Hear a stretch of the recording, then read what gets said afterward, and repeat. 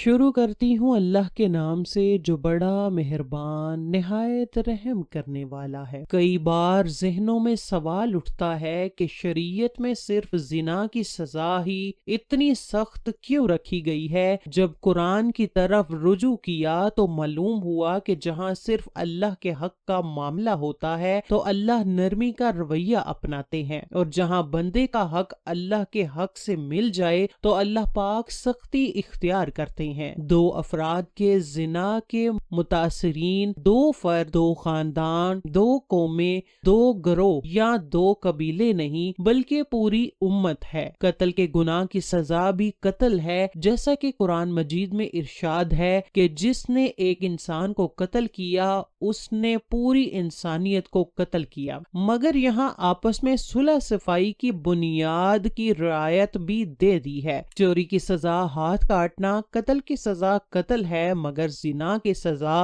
یوں بھی اپنی شدت میں بڑھ کر ہے کہ یہ چھپ کر نہیں بلکہ سرعام مجمع میں دینی ہے، اور ہر پتھر جسم پر ایک زخم بنائے گا جب تک جان نہ نکل جائے۔ اس میں حکمت یہ ہے کہ جیسے اس گناہ کے عمل میں اس کے جسم کے ہر ٹشو نے لطف اٹھایا تو اب موت بھی لمحہ لمحہ اور پل پل کی اذیت کے بعد آئے گی، یعنی زانی جب تک اپنے خون میں غسل نہ کر لے اس کی توبہ قبول نہ ہوگی۔ مگر کیا اللہ پاک اتنے بے انصاف ہیں کہ ایک گناہ کی اتنی بڑی سزا رکھ دیں مگر اس سے بچنے کی کوئی ترکیب یا طریقہ سکھایا؟ ایسا نہیں ہے۔ اللہ تعالیٰ نے اس امت کو اپنے نبی صلی اللہ علیہ وآلہ وسلم کے واسطے سے قرآن و حدیث کے ذریعے اس گناہ سے بچنے کے لیے پورا پلان پیش کیا ہے۔ احکامات کی پوری لسٹ ہے جن کی مکمل فہرست ہے۔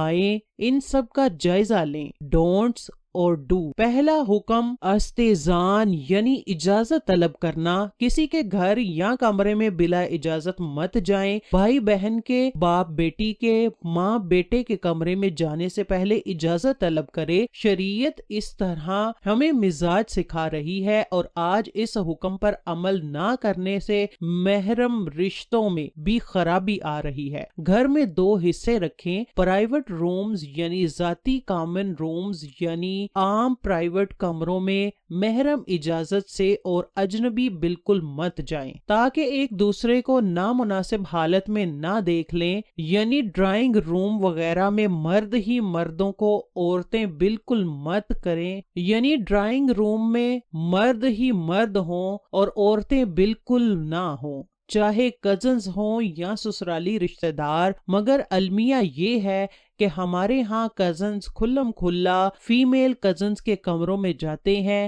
چھیڑ خانی ہوتی رہتی ہے، ہنسی مذاق اور آؤٹنگ چل رہی ہوتی ہے، اور اسی دوران شیطان اپنا وار کر دیتا ہے۔ عورتیں یاد رکھیں کہ مرد زبردست اور عورت زیر دست ہوتی ہیں۔ کیا یہ ممکن ہے کہ کوئی عورت پاک رہنا چاہے مگر مرد اس کو پاک نہ رہنے دے؟ دوسرا حکم نظر کی حفاظت۔ نظروں کو نیچا رکھیں اور اپنی حیا کی حفاظت کریں۔ یہ حکم مرد عورت دونوں کے لیے ہے۔ عورتوں کی شادی بیاہ اور مردوں کی بازاروں میں اکثر نظر بہکتی ہے۔ کوئی مہمان آئے تو عورتیں جھانکتی تاکتی ہیں۔ باپ بھائیوں کے دوستوں سے ہنس ہنس کر ملنا، اور جبکہ شریعت تو دیکھنے سے بھی منع کر رہی ہے، مردوں عورتوں کی یہ عادت شادی بیاہ میں کھل کر سامنے آتی ہے۔ جب بے حیائی اپنے عروج پر ہوتی ہے، دو اندھے اگر آمنے سامنے بیٹھے ہیں تو آنکھیں نہیں معلوم کہ سامنے والا کیسا ہے، کتنی عمر کا ہے، مگر شریعت ایک نابینا اور اندھے کو بھی آمنے سامنے بیٹھنے سے منع کرتی ہے، جیسا کہ سیدنا عبداللہ بن ام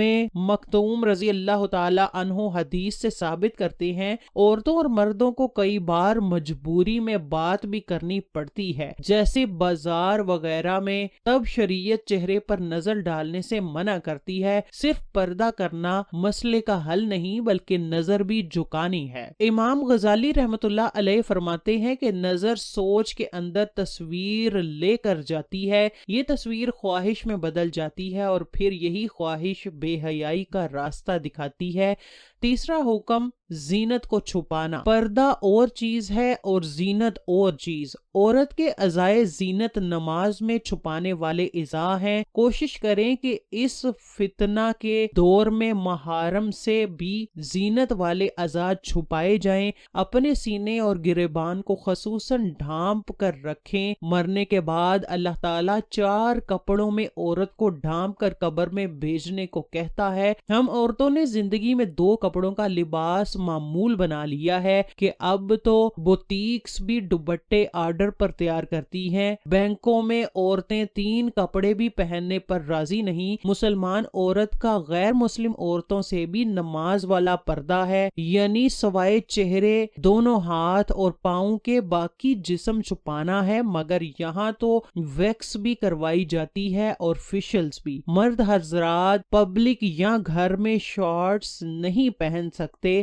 آپ حیادار ہوں گے تو گھر کی عورتیں بھی اپنی حیا کو منتظم رکھیں گی، ورنہ سب سے پہلے بگاڑ گھروں کے ماحول سے ہی شروع ہوتا ہے۔ ماؤں اور بہنوں کے نامناسب لباس گھر کے لڑکوں میں حیا کی کمی کی وجہ سے بنتے ہیں۔ یاد رکھیں، جب عورت نے اپنے سطر کا خیال نہ رکھا تو محرم کا دشمن بن گیا۔ جب اللہ کی مقرر کردہ حدود و قیود کا خیال نہیں رکھا جائے گا تو باپ بیٹیوں کو خود پہ حلال کر لیں گے۔ خدارا اپنے گھروں سے فسق کا ماحول ختم کریں۔ چوتھا حکم، بیوہ اور مطلقہ کا نکاح۔ ان کا نکاح کا مقصد معاشرے کو پاک رکھنا ہے، کیونکہ بیوہ یا مطلقہ ازواجی زندگی کے دور سے گزر چکی ہوتی ہیں اور ان کے نکاح میں تاخیر یا انکار معاشرے کے بگاڑ کا سبب بن سکتا ہے۔ یہ حکم اس مرد کے لیے بھی ہے جس کی بیوی مر جائے یا وہ طلاق دے دے۔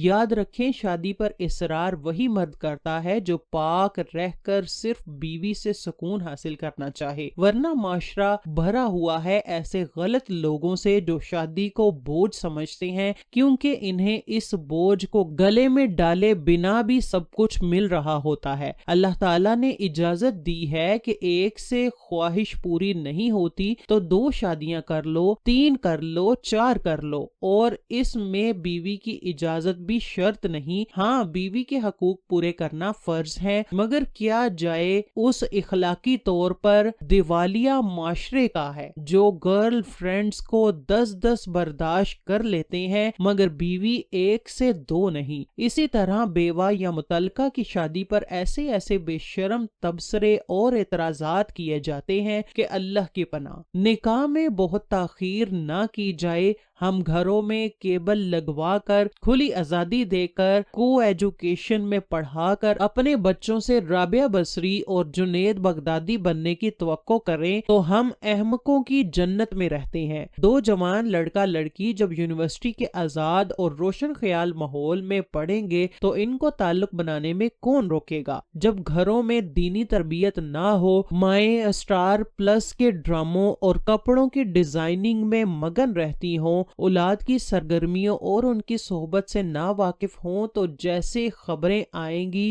دن اخبارات کی زینت بنتی ہیں۔ وہ بعید نہیں، مگر ہمیں تو یہ سکھایا جاتا ہے کہ جب نظروں میں حیا ہو تو پردے کی ضرورت نہیں۔ اس کا تو یہ مطلب بھی بنتا ہے کہ جب نظروں میں حیا ہو تو پھر کپڑوں کی بھی ضرورت نہیں۔ یہ اللہ تعالیٰ کا اپنے محبوب کی امت پر خاص احسان ہے کہ اس نے ہم میں پچھلی قوموں کے تمام گناہ دیکھ کر بھی ہمیں غرق نہیں کیا، ورنہ بنی اسرائیل کے لوگ تو بندر بھی بنائے گئے اور خنزیر بھی۔ توبہ کے دروازے بند نہیں اور نہ ہی رب کی رحمت مدھم ہو گئی ہے۔ جب اللہ کی محبت اور ایمان کی روشنی دل میں آ جاتی ہے تو یہ نور اعلیٰ نور ہے۔ اب ایسے دل میں بے حیائی داخل نہیں ہو سکتی۔ ایمان کا نور لینا ہے تو ان گھروں میں جا کر بیٹھ جاؤ جہاں صبح و شام اللہ تعالیٰ کا ذکر اور تسبیح و پاکی بیان ہوتی ہے، یعنی مسجدیں۔ توبہ سے شاید دن گزرنے کا انداز بدل جائے،